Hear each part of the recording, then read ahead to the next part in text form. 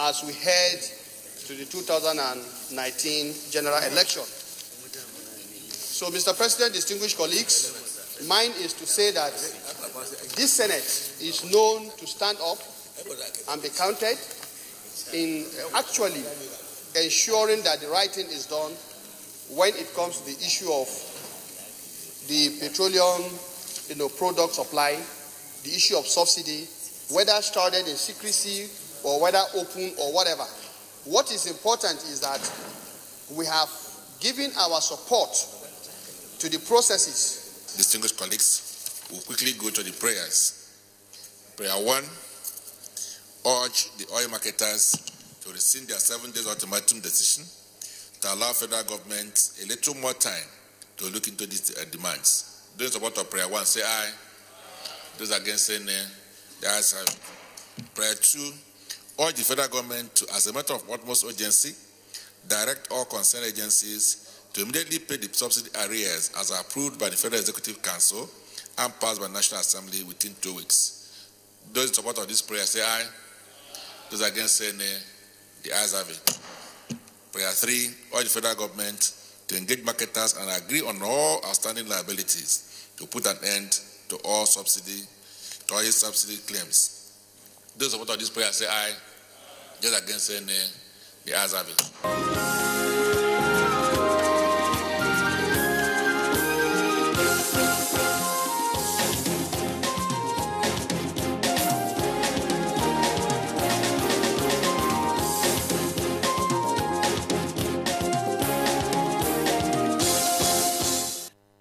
Now, the recovery of a debt owed local contractors previously regarded as a bad debt appears to be gaining momentum for contractors who are owed by the previous administration. This is because the Senate has approved the request of President Muhammadu Buhari for the payments of inherited local debts from the past administration.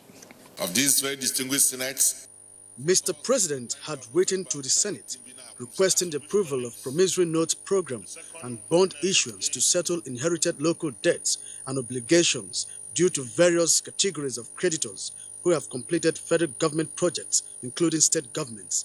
The executive communication was referred to a Senate ad hoc committee. After thorough consideration, the committee recommended that the request be approved.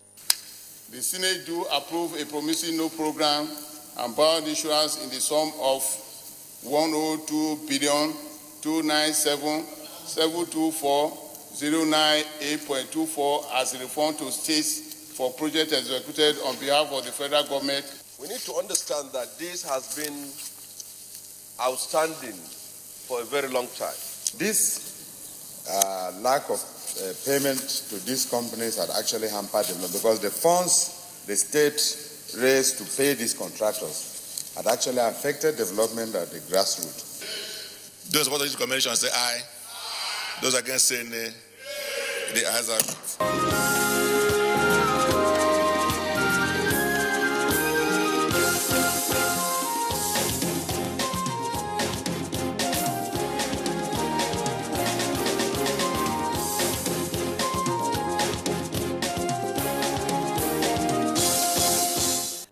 This is where we wrap up the program for the week. From all of us here, thank you for your time.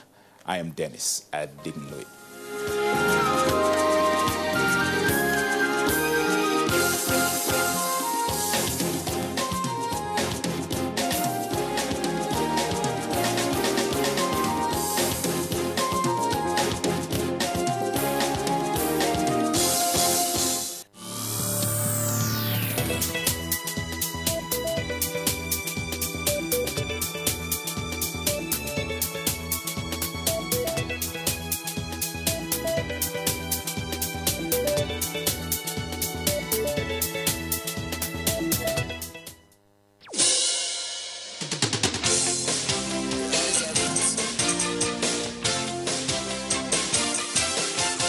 NTA Parliament is a dedicated 24-hour channel that broadcasts activities of the Nigerian Senate, Federal House of Representatives, and all the 36 state houses of assembly.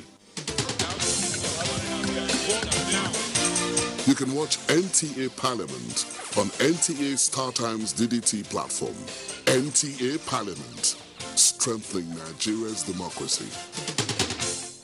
My name is Matthew Ojiokosisi. I am the president of the Association of Retired War-Affected Police Officers who were in eastern Nigeria before the outbreak of the Civil War.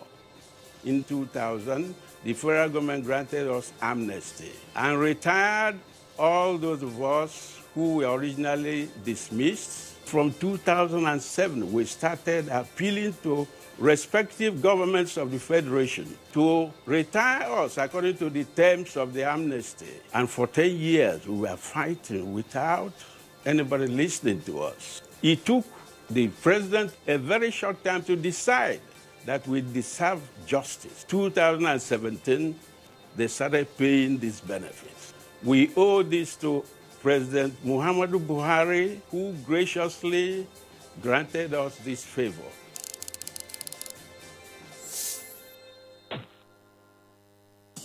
I am Editorial Omokibi, and the program you're watching is Sports Real. Keep it with us. Fans, they don't understand the rules or the laws of the game. Hello and welcome to that program of yours on the NTA Sports Channel, Knowing Golf. And thanks for joining us on another edition of Sports Guest on the NTA. My name is Kenneth Emma Abodike. Welcome indeed to Saturday Sports Arena on the NTA Sports 24. It would not be if we continue to just have these vague means of saying these are the yardsticks I want to use. League Service, a program designed to bring you up to speed with happenings in Nigerian football leagues.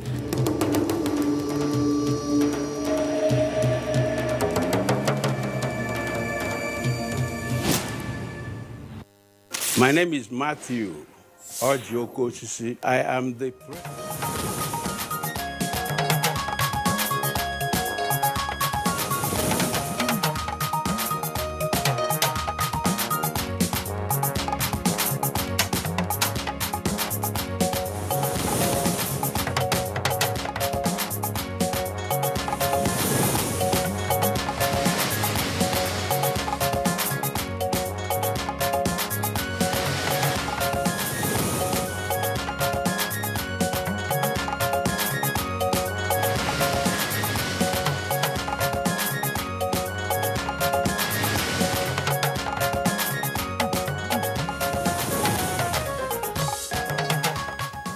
President Buhari presents 2019 budget proposal of 8.83 trillion naira to National Assembly. Our emphasis will continue to be on completion of existing projects.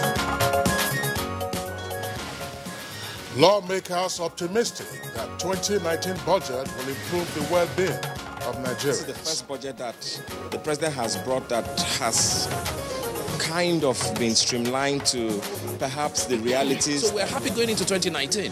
Let everybody let us run on our record. 3 tiers of government share 812.7 billion naira as revenue for the month of November. And on Good Morning Nigeria today, we shall discuss the highlights of the 2019 appropriation bill. President Muhammadu Buhari yesterday formally presented a 2019 appropriation bill to a joint session of the National Assembly. That's right, Ruth. And President Buhari announced a 2019 budget proposal of 8.83 trillion naira with recurrent expenditure of 4.04 trillion, while capital expenses are put at 2.03 trillion naira. Of course, Kinsley, and other components of the 2019 estimate questioned budget of continuity include debt service of 2.14 trillion naira and statutory transfer of 492.36 billion naira. The 2019 budget estimates have been prepared on the assumption of an oil price benchmark of $60 per barrel, with crude oil production of 2.3 million barrels per day, including condensates. And Ruth, you'll recall that the oil benchmark for 2018, that's the current year that's going, was $51 per barrel. And so for 2019, the benchmark has been raised by some $9 to $60 per barrel of crude oil. That's right, Kingsley. And other assumptions of the 2019 budget proposal include an exchange rate of 305 naira to a dollar, inflation rate of 9.98%, and real GDP growth of 3.01%. The president also said that part of the projection is to build a digital economy around the technology and creative sectors in order to create jobs for young Nigerians. He emphasized that the government was working on a project to increase broadband penetration in the country, such that over the next 4 years, all the 774 local government areas in the country will have been covered with fiber connectivity.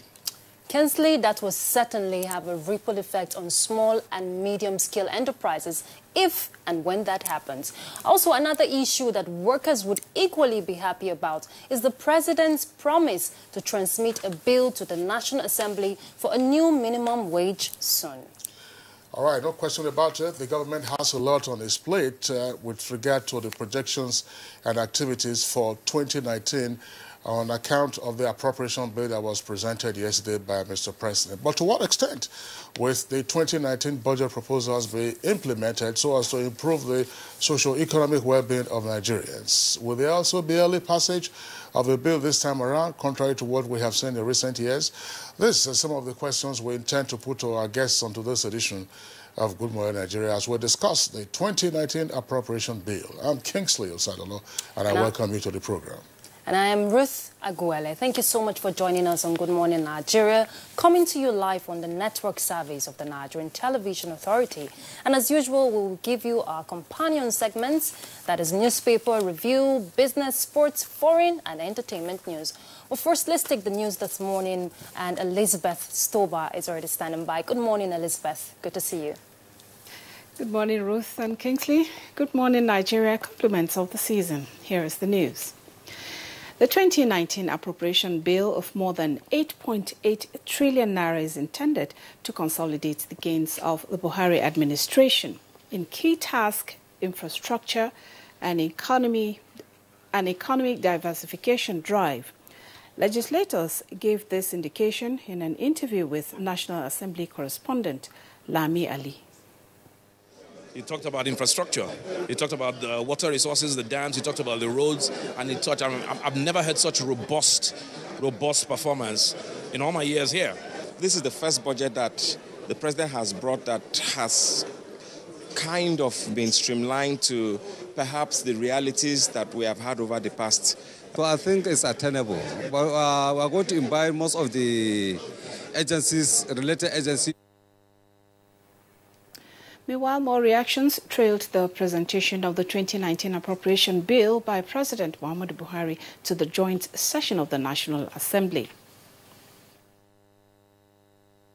And the foundation for tomorrow's prosperity is the infrastructure which the president has talked about, roads, rail, bridges. An ordinary Nigerian in the streets, regardless of whatever part of the country it comes from, will benefit immensely from this 2019 budget. And of course, Mr. President has said that in the course of trying to implement the new minimum wage, he will do everything to avoid job loss.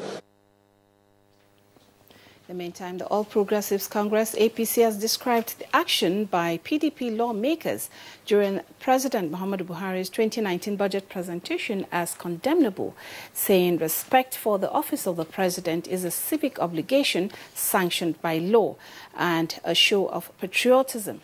A statement signed by the APC Publicity Secretary, Lanre Issa-Onilu, said the disgraceful conduct has shown Nigerians the color of PDP, which is populated by self-serving and unpatriotic members, stressing that being in opposition is no license for such wayward conduct.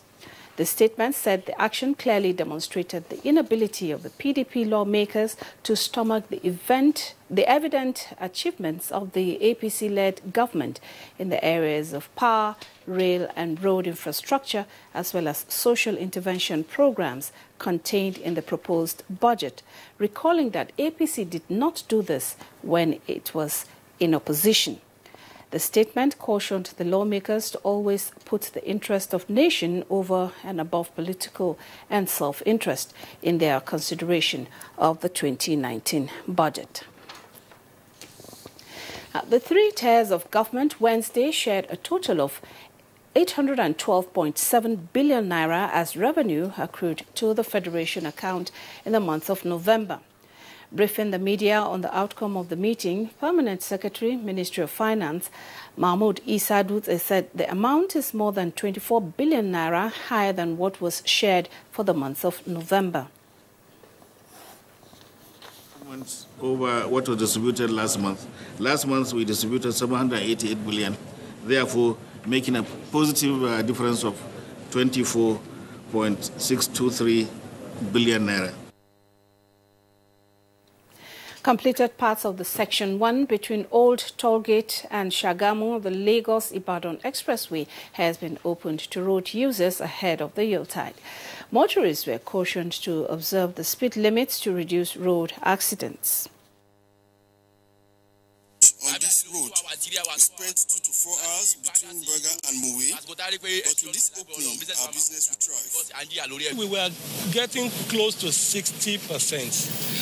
Now, with introduction of new works coming in, your percentage drops. You understand? So that is the way it is calculated. So it drops, but what we are saying is that all hands are on deck. The federal government has declared Tuesday 25th and Wednesday 26th of December 2018, as well as Tuesday 1st January 2019 as public holidays to mark the Christmas, Boxing Day and New Year celebrations. In a statement, the Minister of Interior, Lieutenant General Abdurrahman Dambazo, enjoined the Christian faithful and other Nigerians to use the period to pray for the development of Nigeria. While wishing Nigerians happy Christmas and New Year celebrations, General Dambazo called for support to the administration of President Muhammadu Buhari in its determination and sustained efforts towards a peaceful, united and virile nation. In the meantime, the Group Managing Director of the Nigerian National Petroleum Corporation, NNPC, Mekanti Baro, has assured Nigerians of adequate petroleum product supply in Lagos and its environs, despite the fire outbreak which occurred early morning on Wednesday. A statement by the Group General Manager, Public Affairs, Ndu Gamadu, says the NNPC has directed the Nigerian Pipeline and Storage Company to carry out full investigation of the incident and conduct immediate repairs of the vandalized pipeline. The NNPC has also put in place measures to ensure the unfortunate incident does not undermine the product supplies during the festive seasons. And that's the news for now. Good Morning Nigeria continues with Ruth and Kingsley after the break. Stay with us. Unemployment, notably youth unemployment, features strongly in our party's manifesto. We intend to attack the problem frontally through revival of agriculture.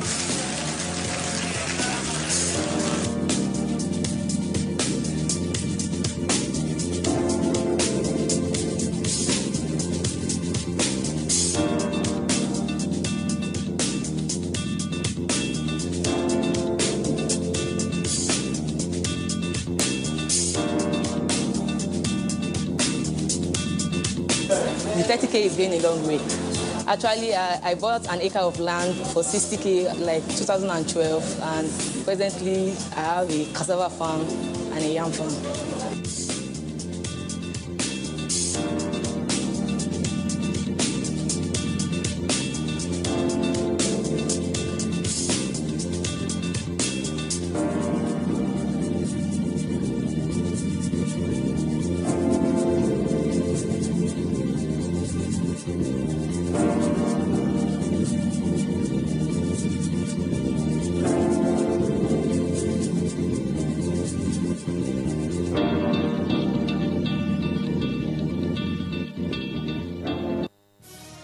Reorganized, trained, and fully equipped, we are the new improved Nigeria Police Force. We fight crime, we bust syndicates, Whatever the crime, wherever the hideout, the Nigeria police force will get you busted. Stop kidnapping, armed robbery, murder, pipeline vandalism, and other criminal activities. Be productive. Be security conscious. Join the police force to secure your life and property. This message is from the Nigeria Police Force Public Relations Department. My name is Hajia Halita Aliu, a NITEL pensioner, having served very meritoriously and even serving on the Pension Reform Steering Committee.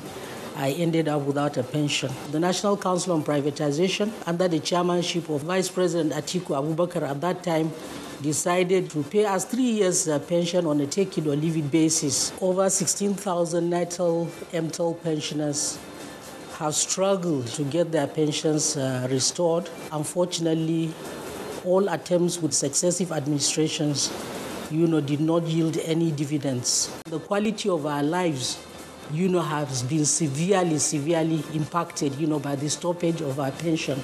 President Muhammadu Buhari heralded good tidings. Over 10,000 of our members have already been restored to payroll, and we are very, very happy. We are very, very grateful.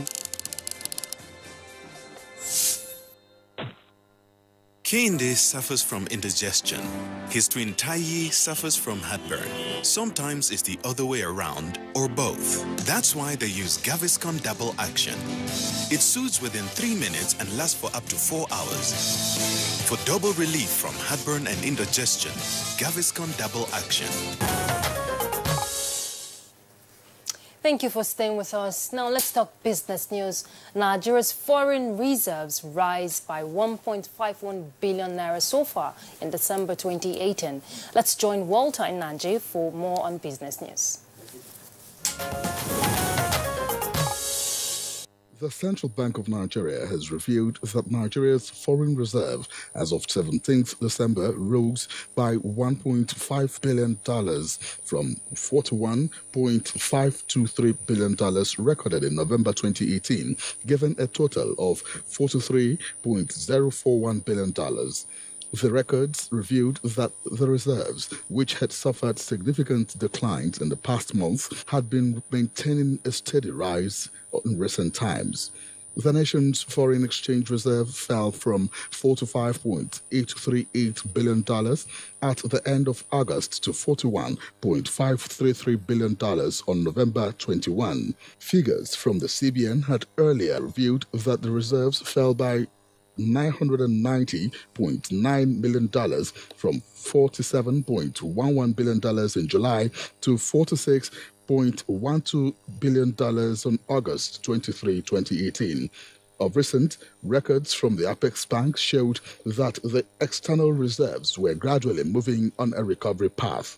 The governor of the CBN, Godwin Emefiele, had earlier said that because crude oil was a major source of the country's foreign exchange, the nation's economy became sensitive to fluctuations in the price of crude oil.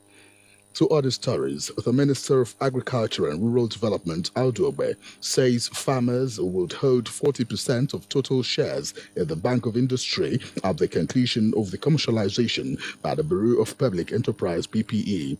According to him, the Central Bank of Nigeria would own 10% of the bank, Ministry of Finance 10%, while institutional investors would buy the balance of 40%. Here is a graphic representation of closing figures at the end of trading Tuesday, 19th December, on the floor of the Nigerian Stock Exchange.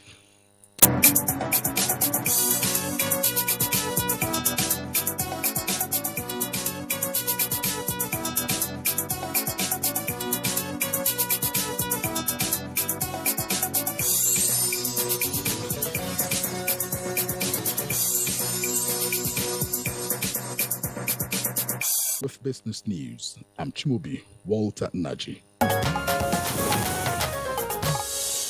Thank you very much, Chimubi Walter Naji, for the business package on Good Morning Nigeria. Newspaper Review is up next for us.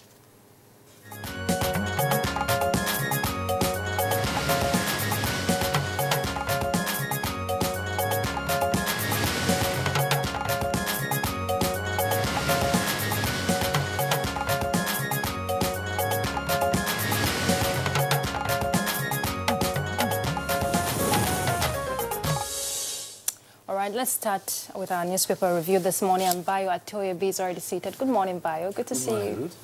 Good morning, Kinsley, and good morning, Nigeria. Okay, let me start with Daily Trust. Now, just below the masthead, yesterday we saw the trending stories of the death of ex-Chief of Defense Staff Alex Bade. Now, Daily Trust is saying how gunmen killed Alex Bade, ex-defense chief. You find the read on page 3. And just below that, 20.9 million Nigerians are unemployed. That's what the National Bureau of Statistics is saying.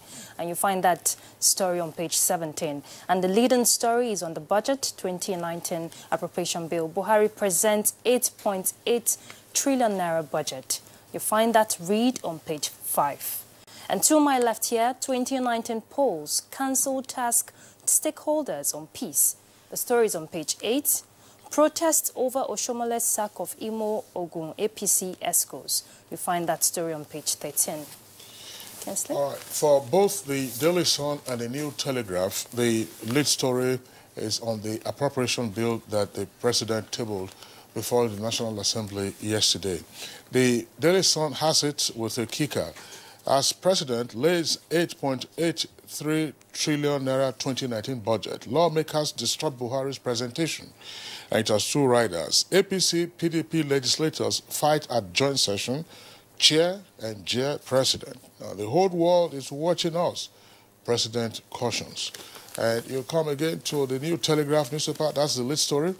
It says drama and protests as Buhari presents 8.83 trillion naira budget. APC, PDP lawmakers boo and chair president. President, we are supposed to be above this. And federal government restores fuel subsidy, proposes 305 billion naira in 2019. And then, of course, the running story there is right at the foot of the front page of the New Telegraph. How assassins killed ex-CDS Bade and spared 4 soldiers. Farm manager abducted, driver hospitalized. That story is also there as an earpiece beside the nameplate of a Daily Sun newspaper.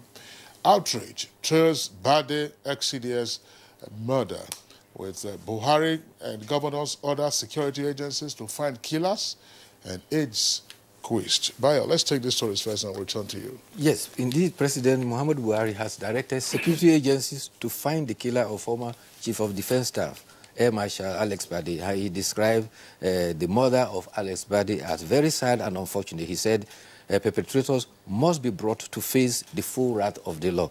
He commiserated with the family of the late 4-star general, as well as his military colleagues and the government and people of Adamawa State, his home state. In the same vein, the Chief of Staff of the Air Force has, at a conference, told the Nigerian Air Force officers that the killing of former Chief of Defense Staff is totally unacceptable. He said the Nigerian Air Force had set at work to unravel the perpetrators of the heinous crime. He vowed that the killers of the former CDFs will be made to face justice. He also used the occasion to draw attention to all security operatives not to allow criminals endanger the lives of Nigerians. 2 papers are speaking about the circumstances of the day. Daily Trust says he was sitting in front when he was shot in the trunk. His driver, however, was shot in the arm and is injured and receiving treatment. New Telegraph is also reporting that he was followed by a truck that had 4 soldiers, and they were wondering what their role was when their principal was shot at. They also indicate that his farm manager at his farm has also been adopted. But the whole nation is grieving that if a senior officer of the status of a 4-star general can fall victim on the highway, then there is danger. However, an eyewitness had told Daily Trust, who apparently was witness to what happened, said the incident is typical of those who waylay travelers on the highway to rob them. Meanwhile, the talk of the nation is budget 2019. President laid the budget 2019 before the National Assembly yesterday. During the presentation, there were jeers and cheers and counter cheers. Daily Trust reports that many PDP representatives kept jeering during the presentation, while their APC counterparts kept cheering. The same legislators who had this countenance call by some other people to boycott the budget, arguing that budget presentation was a national consideration and didn't deserve partisan consideration, threw all caution to the wind. Lawmakers took to jeering, while the others took to praising. And it took the prompting of Mr. President himself when he said, "May I remind the honorable members that the world is watching us. We are supposed to be above this board." That seemed to have called them to order, and the president presented a budget of 8.83 trillion, capital 2.031 trillion, and recurrent expenditure 4.04 trillion. Revenue is projected to be about 6.97 trillion from oil and non-oil revenue, while deficit is about 1.8 trillion. Personnel costs has increased by 40%, and that is because of minimum wage. I saw Ruth earlier on when you were talking about minimum wage. I saw a smile on your face. Then I remember you are a worker. A lot of Nigerian workers will smile too. The benchmarks too were also indicated. Production has been projected to be about 2.3 million barrels a day, and oil is projected to be sold then at $60 per barrel. Some experts say this is very bold and may not be very realistic. In fact, Russia, for instance, in anticipation of the current challenges in the world oil market, has set its own oil benchmark for the year 2019 to about $58. The exchange rate is set at 305 naira to the dollar. The rowdiness from the jeering and the cheering also ensued at the end, so much so that the chairman of the joint session, Senate President and Speaker, could not deliver their speeches. Partisanship have been taken to unrequited level, and national duty and legislative integrity has been seriously impinged.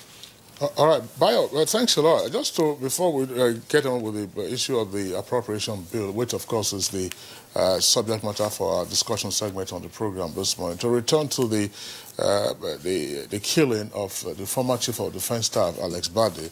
Yes. We have more details this morning in the reports by the publications. The Daily Trust, of course, is reporting in greater detail on page 3 as to how and where the former CDS was killed. Now, the initial report was that this happened on the Kefi Abuja Road, but there's a new location that is being added, somewhere called Kitata. Yes, yesterday we indicated that, Gitata. That is the village, very near Gitata village. Yes, and that apparently it's a detour. I'm not of the highway. Yes, of the highway. So, but the sketch is not been provided for somebody who's unfamiliar with the area to know. But there are indications that it has always been a spot for robbery and kidnapping operations.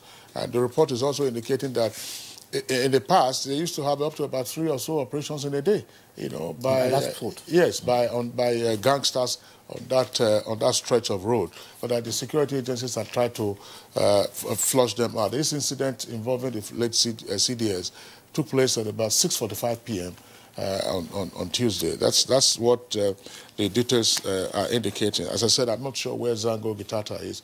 I'm sure those who are from Nasarawa and who are familiar with that environment would have a clear indication of what's to. In fact, one of the first reported that an eyewitness who saw it all happen before he ran into the bush actually indicated that they didn't know who the person was until the Air Force came, and later there was an announcement that that was the Chief of Defense Staff. They thought it was just an ordinary personality or somebody who was just driving and fell a victim of those gunmen. Yeah, as you could see, I mean, I'm not, again, the geography of the location is unclear to me, but if you recall, it was earlier this year when you had a rash of robberies and kidnapping on the Abuja-Kaduna highway, yes. And the security forces, particularly the police, had to mobilize to flush out those elements. You also had them go to the Buhari-Kaduna axis, yes. and they were also flushed out. And now it would appear that this is another favorite location, you know, for the gangsters. And you know, Kinsley and Bayo, even during this period, the Yuletide, it will increase more. So this is the time even citizens will have to, you know, be cautious, especially now that people will be traveling for the Christmas celebration and New Year this weekend. From this weekend, people will be traveling. Yes, that is true. And usually it's at the soft spots where the roads are bad and travelers will have to slow down. This is where some of the criminals usually waylaid it. But the good thing is that there have been tremendous effort to mend many of the highways. In fact, only yesterday, the Lagos-Ibadan Expressway, a portion of it that has been closed for a long time, the portion that has been partially completed has now been left open so that commuters will have easy passage. The same thing happened with the Gwagwalada highway between Abuja and the Federal Road Safety Commission has confirmed that the Federal Ministry of Work has authorized those portions that have been completed to be opened. So it will help and ease movement of traffic. Okay, let me take Pilot now before we get to editorial. Just below the masthead, this is Pilot. Tension, grief in Adamawa over Alex Bade's assassination. We've talked about that. That's on page 10 in the Pilot. And 53 journalists killed on duty this year, says committee, CPJ, that's the Committee to Protect Journalists. That's their report, and you find that story on page 11. Cheers, Jazz. That's the leading story as Buhari presents 2019 budget to NAS. The world is watching you, President tells jeering lawmakers. Proposes 8.83 trillion naira budget. Budget another hollow ritual, PDP lawmakers. You find that story on page 8, and that's the picture of the president there. Nigeria's unemployment rate rises from 17.6 million to 20.9 million in 9 months. You find that read on page 11. Now let's come down. INEC insists on use of card reader, discards incident form. That story is on page 6, and just next to that, civil society organizations storm the National Human Rights Commission, alleged plot to murder Deji Adeyanju. That story is on page 5. Oshibajo Mwazu meets behind closed doors in Aso Rock. You find that story when you go to page 8. Yielded. FRSC deploys 2,700 marshals on 24 hours patrol of Kaduna zone. All right, that's it from Nigerian Pilots. Yes. Bayo, you want to take Well, there were aftermath of the presentation of the budget yesterday. PDP members in the House of Representatives, led by Deputy Minority Leader Chukura Onyema, addressed the press conference, and he said that people are suffering because the budget was 10% implemented. The spokesman for the House, Abdurazak Namdas, also told a press conference that there has been impressive implementation in the area of infrastructure in spite of hitches. The budget has at least 5 to 6 months still to go, and implementation is put about 10 to 15%. Also at the Senate, Senator Godswill Akpabio addressed the press, describing the presiding officers as minority leaders who should do the needful by resigning. In previous budget presentation, the principal officers and the presiding officers were in the same party with the president then, and there was convivial relationship. But this time around, the situation has changed. And I'm talking about the political stories, the one that Ruth, you read. The former national chairman of the People's Democratic Party, Alhaji Adamu Muazu, is reported to have been in a meeting with the Vice President, Professor Yemi Osinbajo. Daily Trust could not confirm the speculation of a possible defection, but the paper says that their correspondent observed that it was a week after Senator Akpabio so met with the Vice President that he later defected. So maybe that is another foreboding of defection. In Kwara State, a state high court at Ilorin has nullified the primaries that produced Alhaji Abdurrahman Abdurazak as the APC governorship candidate. The court ruled that it did not recognize the Bashir Bolarinwa-led All Progressive Congress. Rather, the recognition is accorded to the Balogun Fulani-led PDP chairman. All right, Bayo, let's return to the Daily Sun and the Daily Trust and take some other headlines. The bottom half of the Daily Sun newspaper, NLC rejects technical committee on 30,000 naira minimum wage. That's on page 9. Kebbi government persecutes, that's what the paper is reporting. The Sun reporter frustrates bail after journalist arrests and arraignments. Al-Makura raises alarm over child trafficking in Nasarawa. That's on page 42. The picture story there shows the PDP candidate at a reception in his honor in Abba. Now, 100 houses, 50 cars razed in pipeline explosion. That's on page 18. That pipeline explosion took place at Abuja in Lagos. Now, the New Telegraph at the foot of the front page. There's one last story we'll take from there. That's the New Telegraph. It says Yaba Psychiatric Hospital records more cases of mental disorder. That's on page 10 in greater detail. And the photograph there on the front page of the New Telegraph shows some of the cars and houses that were burnt following a pipeline explosion on account of the pipeline being vandalized in Lagos. That was at Abuja. Yes, Kinsley, Abuja at Ojokoro local government area. And what happened? There were bunkerers who actually had tampered with the pipeline there, and following oil spillage, eventually fire ignited. And how many houses? 38 vehicles, 71 shops, some houses, a petrol station, and even a church were not spared. They were all razed. In fact, the spillage spilled to 9 streets in that area. The fire ravaged 9 streets, and thanks to Providence, one paper reported that there was no life lost. However, New Telegraph is reporting that there were 3 lives that were lost. There was such a fire in that same area in 2006, and the chairman for the Independent Petroleum Marketers Western Zone, Alhaji Debo Ahmed, has called for tougher penalties for those he described as pipeline thieves. In fact, he is recommending that life imprisonment should be their punishment. He says that giving them 2 to 3 months imprisonment, make them return soon after and go back to their nefarious activities. Very sad. It's been occurring in that same area. It's, I think, about the 2nd or the 3rd time it has happened.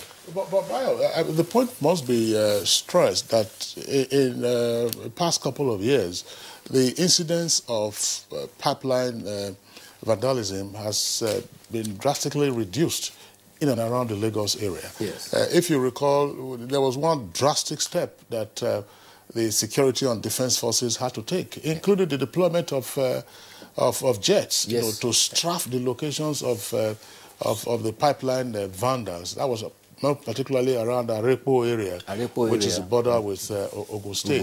Yes. But Abuja, as you have indicated, you have pipelines crisscrossing and then unplanned development, so people have access, and then they also go there to vandalize these pipelines. But the NNPC is giving assurance that whatever has occurred, will not affect the supply of petroleum products over the holiday season. In fact, the report indicated that those who perpetrated had brought a container and kept it there, and people never knew what was happening. Nobody seemed to come there in daytime, but at night there were some activities. But if they were vigilant enough, probably they should have drawn the attention of the security agencies to all. And that is why we say that, it is often said that we have to help the security to help secure everybody. If they had raised earlier alarm, probably this could have been needed in the bulk. But the concern here is that this is recurring and something drastic must have to be done. And that is why some of those who are the marketers are saying that if you pump 500,000 liters of water through the pipes, you are likely at the other end to get that same quantity. But whenever petrol is pumped, if you pump about 500,000 liters, hardly will you get 50,000 liters because of the siphoning that the bunkerers always indulge in. And because it is a big business, it is very difficult to stem it. And therefore, unless some drastic action by way of legislation and punishment is meted, it might still continue to big illegal business, yes. By the way, I think we should add that qualifier. All right, let's take our editorial this morning, and it's coming from the Punch newspaper at page 18. It says, UN alarm underlines need for anti-graft strategy. It says the editorial opens by saying that a global anti-corruption alarm recently when, sorry, I take that again, a global anti-corruption alarm bell revved recently when the United Nations sensitized the world to the danger corruption poses to development. And it says that it revealed that an estimated $2.6 trillion is corruptly siphoned every year. This translates to 5% of the global gross domestic product.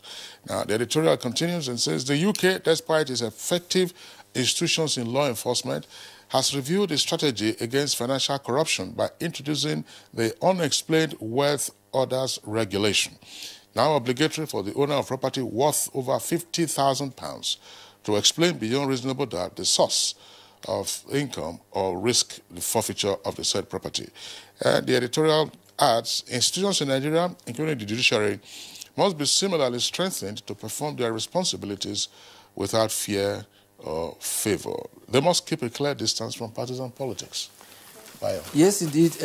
It is estimated about 2.6 trillion is corruptly siphoned yearly. And if you may recall that the African Union set up a committee headed by the former South African President, Thabo Mbeki, and he also turned in a report saying about $60 billion is siphoned from the continent of Africa yearly. About 40.9 billion of that is from Nigeria, which means that the center of siphoning public funds is indeed, when it comes to Africa, is Nigeria.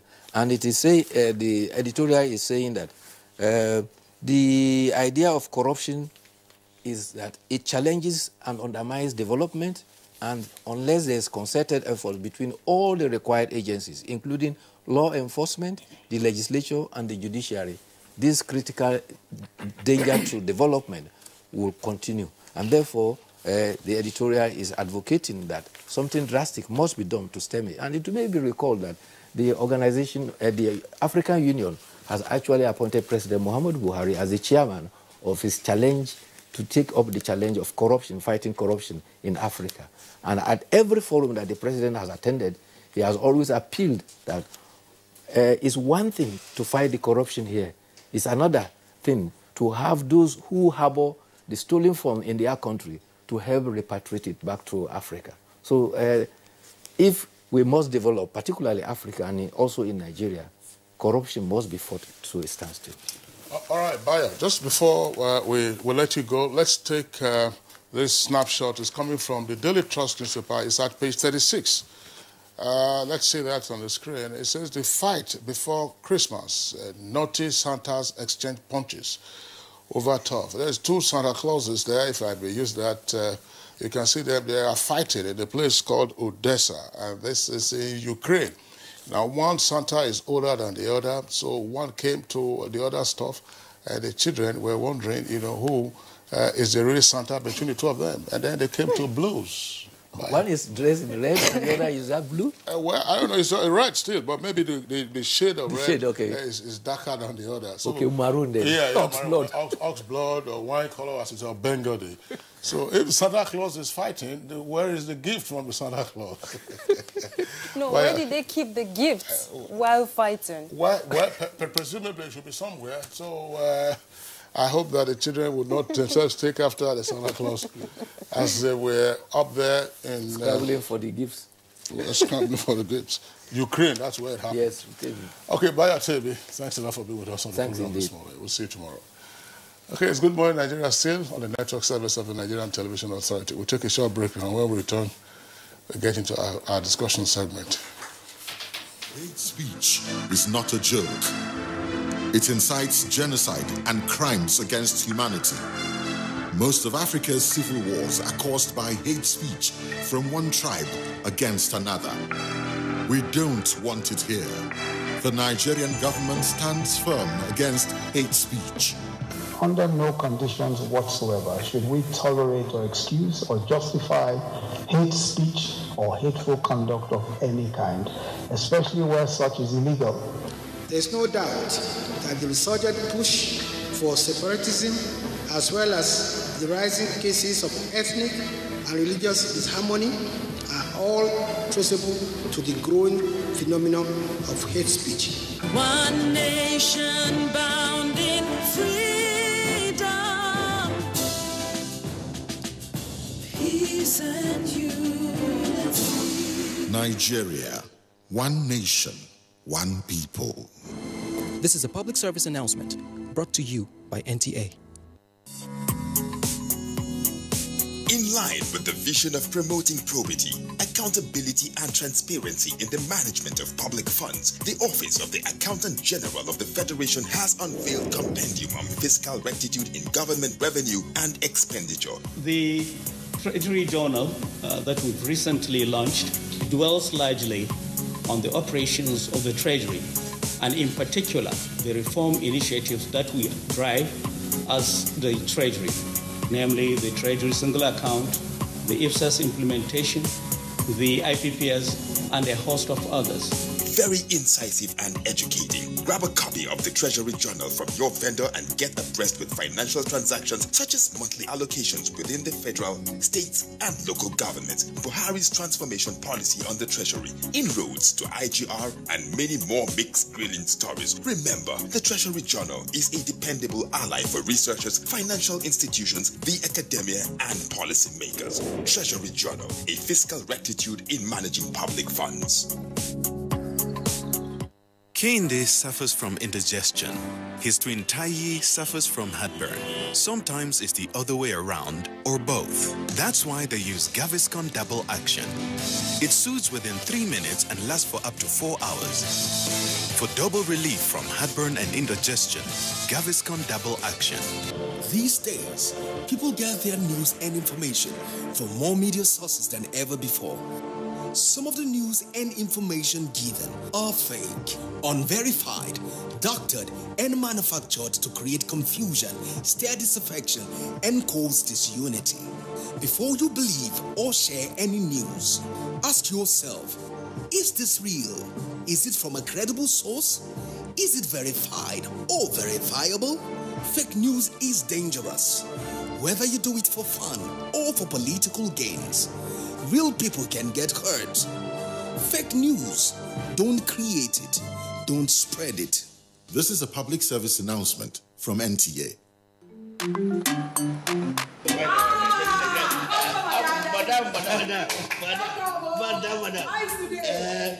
Brought us as usual. As usual. For the three put you are welcome, sir. As usual, yeah. You take that one. You take that one. You don't understand? We want Nigerian homegrown rice. Finish. You don't have. You don't have. Join the rice revolution today. No other rice that tastes like Nigerian rice. Are you sorry? That's the Nigerian rice we are talking about. Chocolate made in Nigerian rice. Healthy food. I'm going to bring Mrs. Mobu to come to chocolate rice of made in Nigeria here. And see how it are made. Correct. And how they are cook it. Correct. Homegrown rice are good for your health. It boosts our economy and give employment to our people. This message is brought to you by the Federal Ministry of Information and Culture. Good to have you back with us now. To kickstart the discussion on the 2019 appropriation bill, let's take this background report by correspondent Abdul Malik Adio.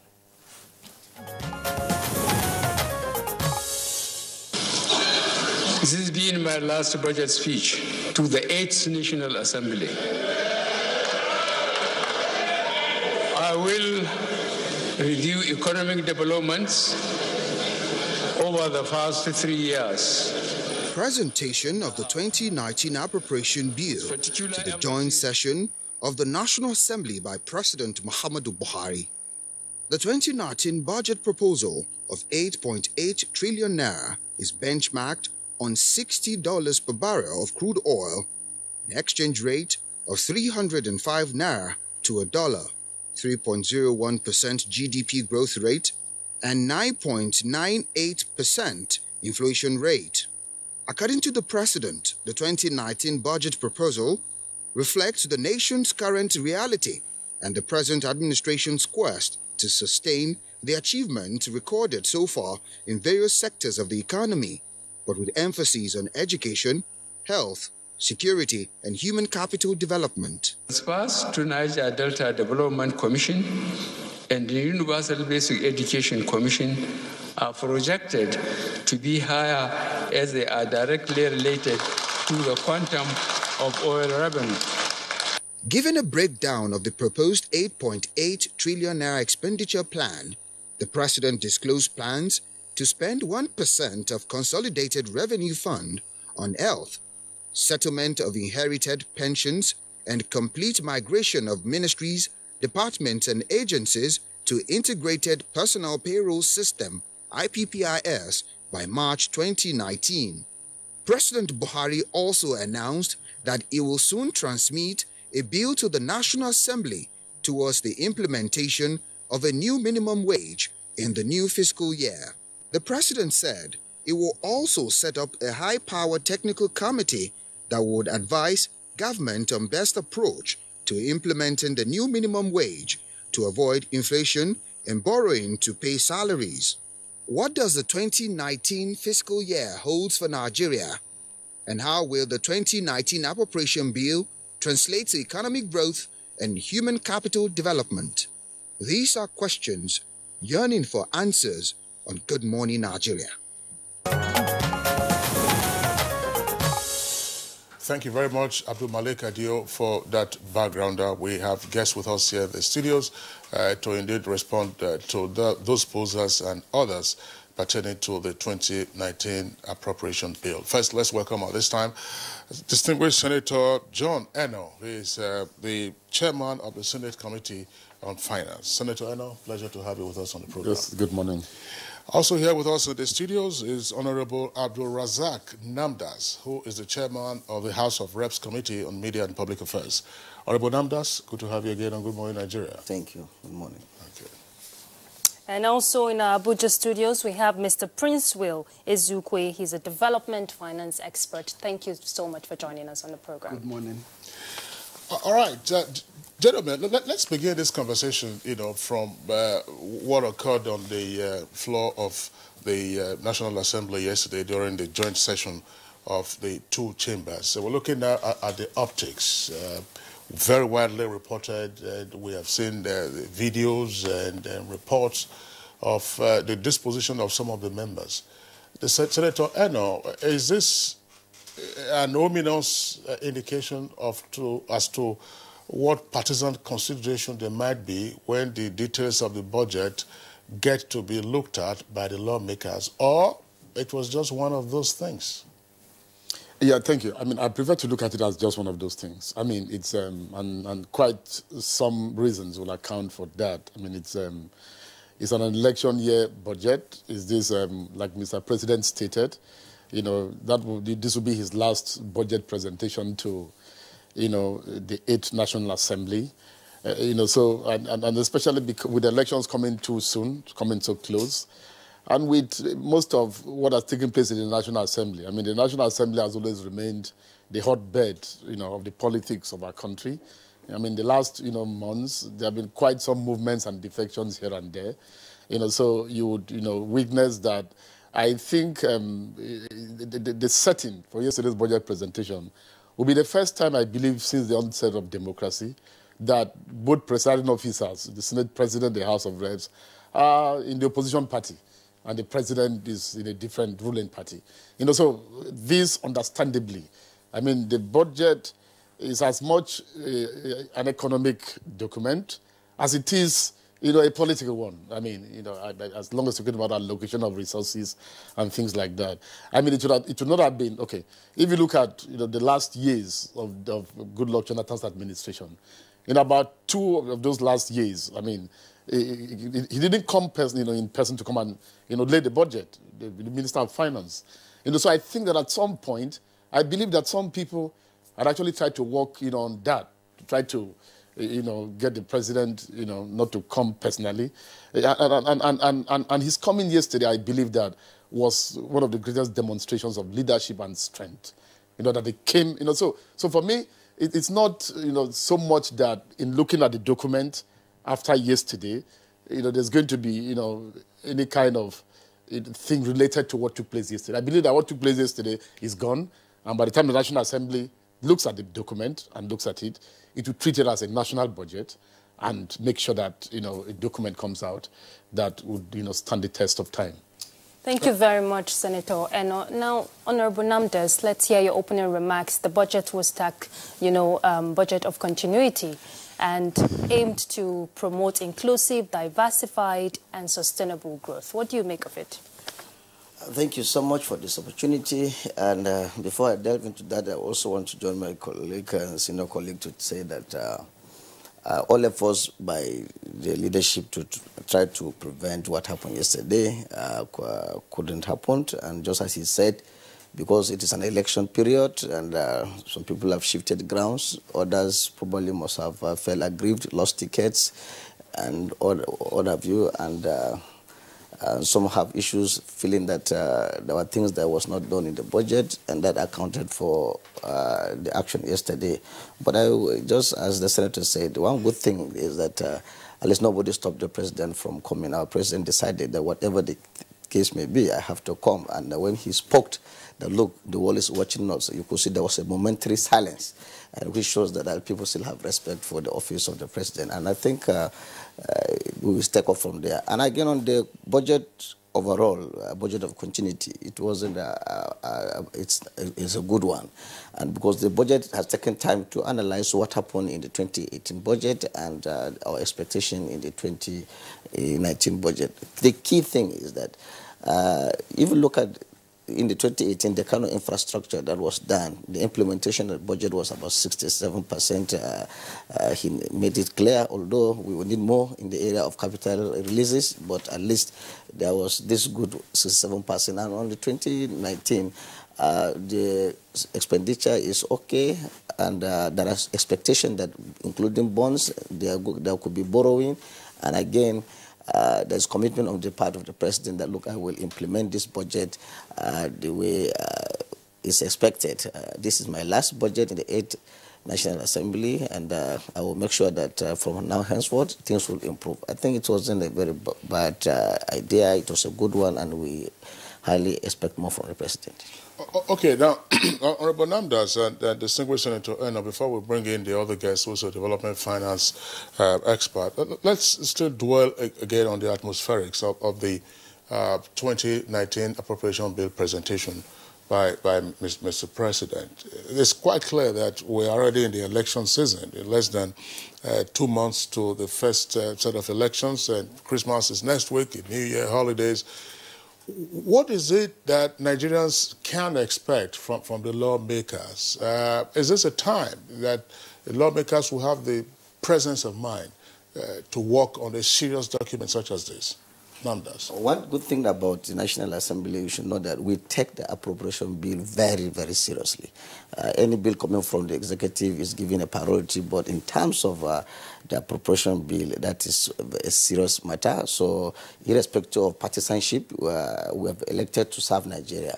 So we must not relegate it to the background. We must be seen to demonstrate and ensure that this document is worked upon. Of course, we felt in the National Assembly as lawmakers that the budget came late. Remember, 2018 came 7th of November. So at least it should have been earlier. We expected that should have come in October.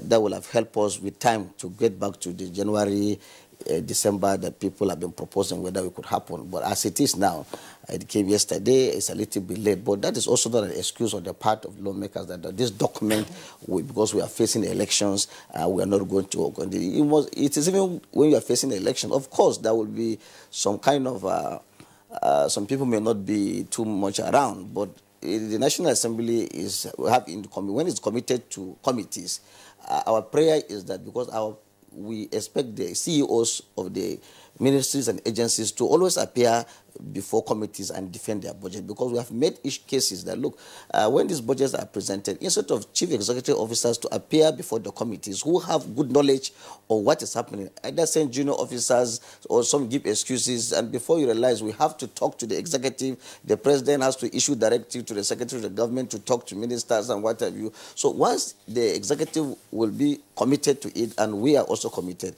I can assure you that although there are little, because of election year, we will still meet up with our deadline. Senator Eno, what's your take on this? The presence of mind to work on this speedily?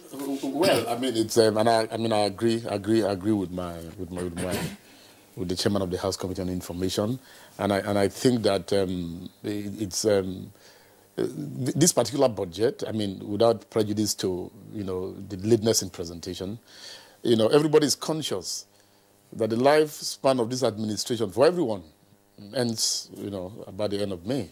and first week of June, for the legislation. So, I think the approach to the budget is going to be mindful of this fact. And, secondly, yes, election, but, I mean, the National Assembly may go on recess maybe today, right? Okay. But it's going to come back. We're not going to recess and say that we're going to stay back because of election. There's still work to do.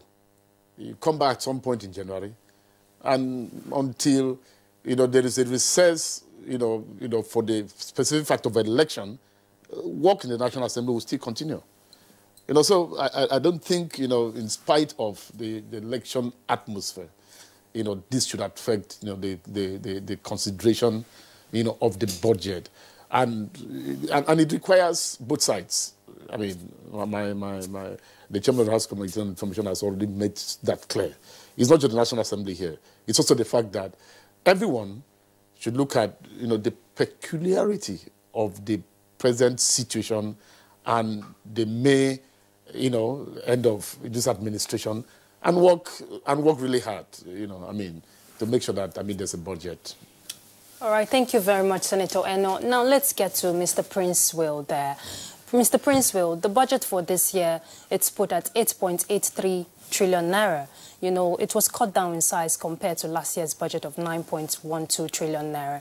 Now, how do we, what do you make of this in terms of a substantive, sustainable growth plan for the economy in Nigeria? Okay, thank you for having me this morning. When the budget was presented yesterday, I was keenly looking at certain dynamics, certain issues. 2018 was our base, which currently is our baseline. We had 9 points. Yesterday, we had 8.833 trillion. Is the budget size enough? I may say no.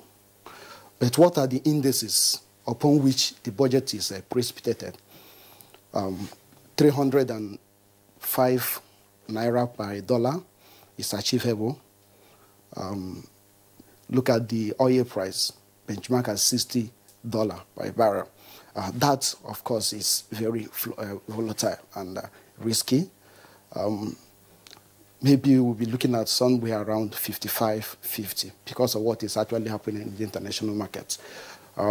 The volume, the daily production of oil, 2.3 million barrels per day. Is that achievable? What are we currently doing? We are doing relatively around 2 million or 2.1. So that may not be achievable, considering the political environment, which may lead to destruction of facilities or low production. Also, we have the OPEC meeting that will soon be coming up in January. So we don't know whether there might be cuts because of the pressures from Russia and all the rest of them. So my concern is, now that we have 4 points, something which is almost 50% of the budget going to recurrent expenditure as a result of the proposed implementation of the minimum wage, the new minimum wage anyway. Also, you look at the debt servicing, which as at yesterday stood at 25 point something, about 2.01. So if you look at the dynamics, so we have 2 point something trillion to go into capital expenditure outside the sinking fund also. So to me, I was not really too impressed. But if you look at the report given to the non-remittance by MDAs, which is one major factor that we should be driving at this point, domestic resource mobilization, those MDAs, those income-generating sectors, organizations of the government need to remit. Then the tax collection process needs to be strengthened. And then with all this, we should be able to cushion any effect that may arise from the oil and gas. But on a general note, I'm not really too impressed. One, the time the budget is coming, like the earlier speakers have said, it's not really too good. 19th of December, we are in election period. These people will need to go on research. And when they go on research, the issue of MDAs and the executives not coming to defend their budget. So, of course, we are looking at maybe sometime again in June or July. So I think it's not really a good one for the country. But having presented the budget, we need to look at the dynamics of the budget. This time around, going straight to education, how much are we giving it to education? How much are we giving to health? The president have said 1%. 1% is very good. 1% going to the health sector. Then I would also recommend that we this time around not going to spread this 1% to cover so many projects, which is one major issue. Because when you spread thinly your resources across several projects, you might not be able to achieve one. So that, of course, has been causing the series of abandoned projects that we have in the country right now. But I think target investments, we pick 10, we pick 20 in a budget year. We ensure that all the resources going for that is actually in that project, and we're able to see it through. All right, Principal Ezeoku, thank you very much. Let's return to the two lawmakers who are here with us, Senator Eno and Honorable Namdas. Now, the basis for the 2019 appropriation, as indeed it will be for the preceding years, will be the performance of the 2018 appropriation.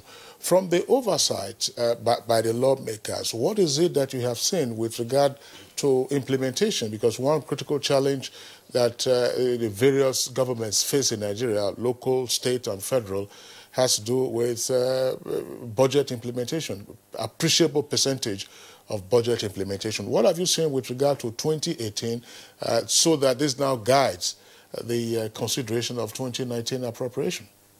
Yeah, thank you. I think one of the things that stands out, for this administration, it's its commitment to the implementation of the budget. And I say this, when you look at it in comparative terms, it's in spite of, the leanness of resources, the commitment and the discipline to implement the budget has never been in doubt.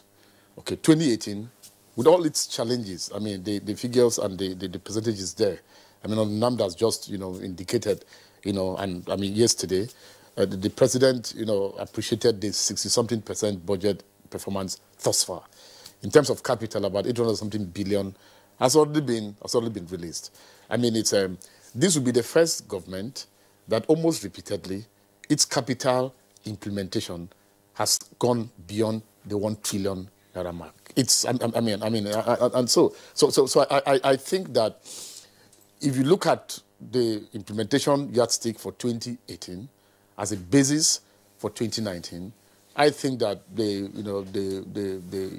what it means is that with that continued commitment, with the discipline to want to implement, and what we've seen, in terms of the various oversights, in terms of what is going is that, work is going on in all the projects that government is implementing and executing, and so there's no doubt, for example, that the 2018 budget implementation performance as a basis for 2019, it's positive enough for us to be quite optimistic about, the continuous commitment of this administration to faithfully implement the budget.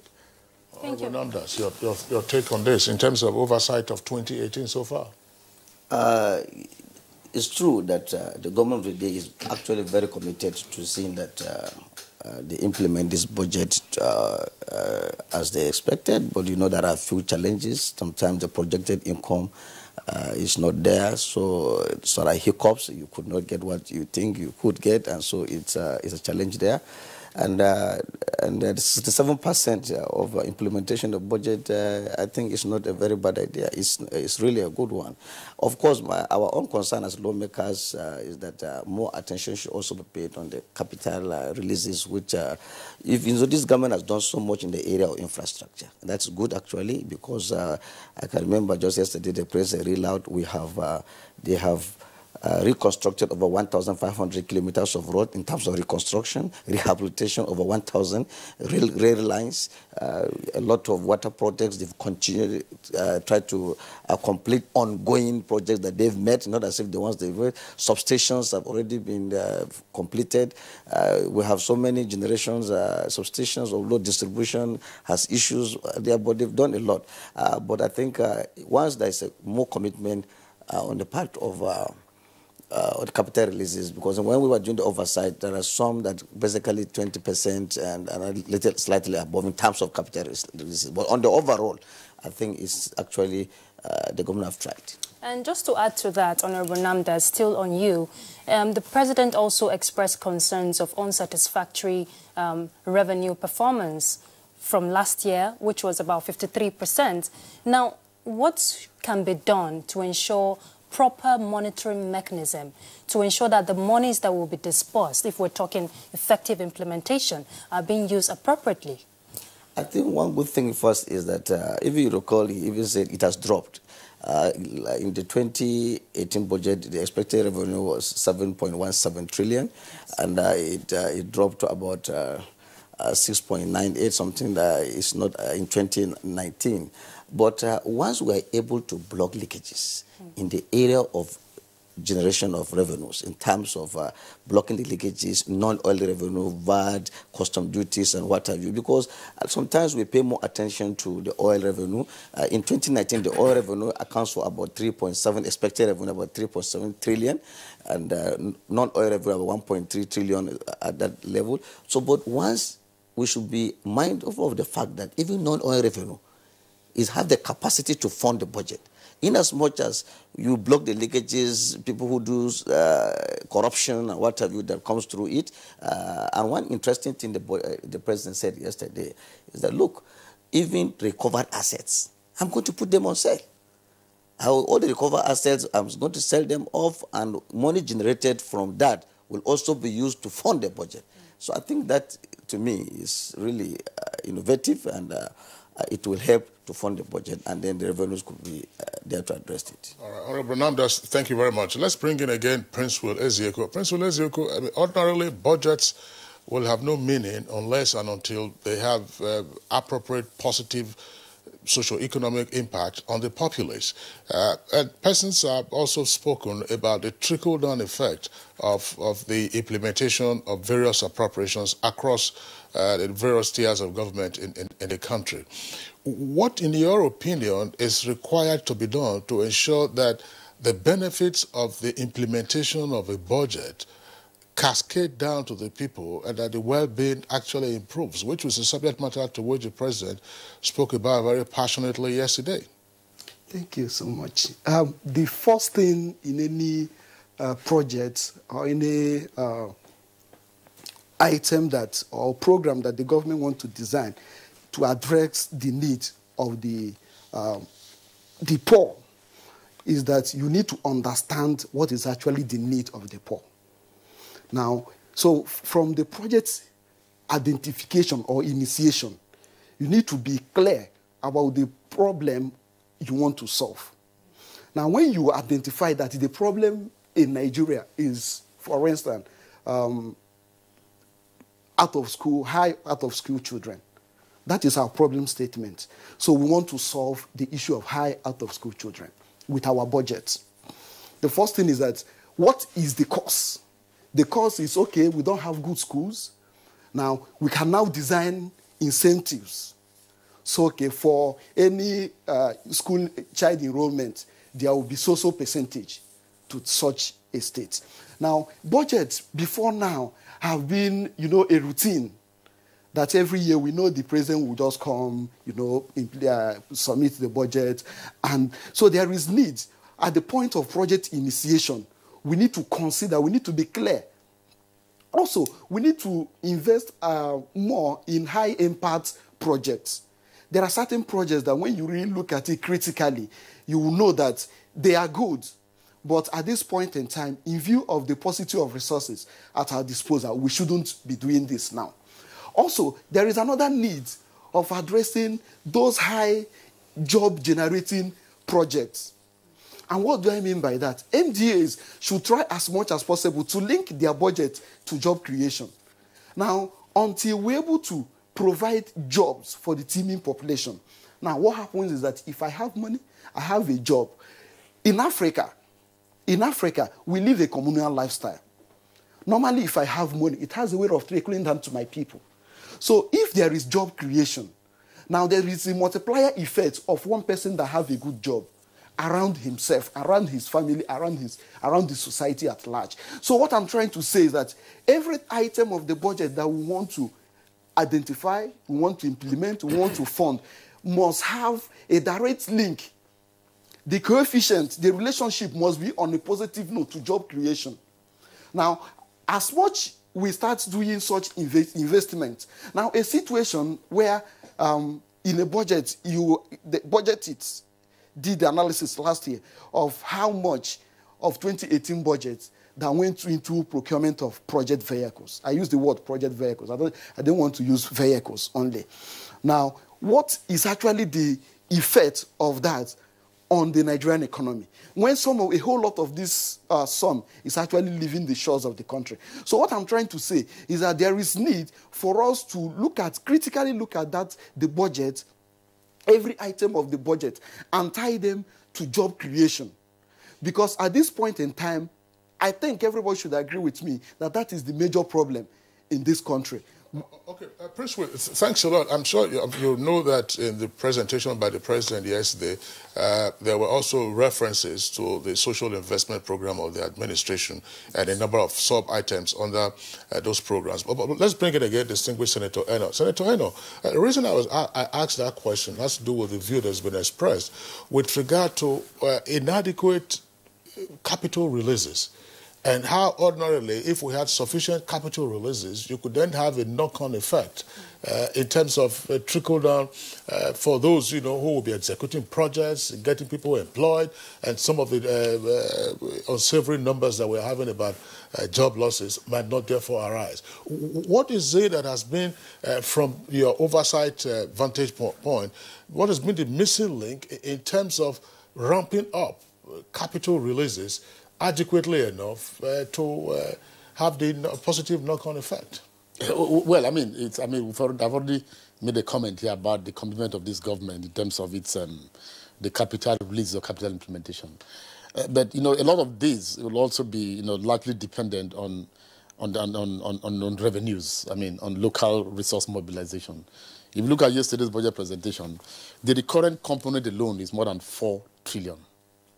Recurrent component is more than 4 trillion. Of that, the personnel is slightly above 2 trillion. Now, these are things, say, first charge. These are things that you necessarily have to attend to first. It is the balance that is left, of course, that will go into capital funding and capital implementation. So our greatest challenge really remains the challenge of revenue. With the attitude of this administration in terms of discipline and faithful budget implementation, there's no doubt, for example, that with resources available, this administration, if it says that the capital component is 2 trillion, it will release 2 trillion. We've already made progress beyond an era in which there's discrepancy or a gap between monies that are said to have been released for capital and monies that are said to have been cash backed. When this government says that it has released 800 and something billion, budget projections that are made. We started 3 years ago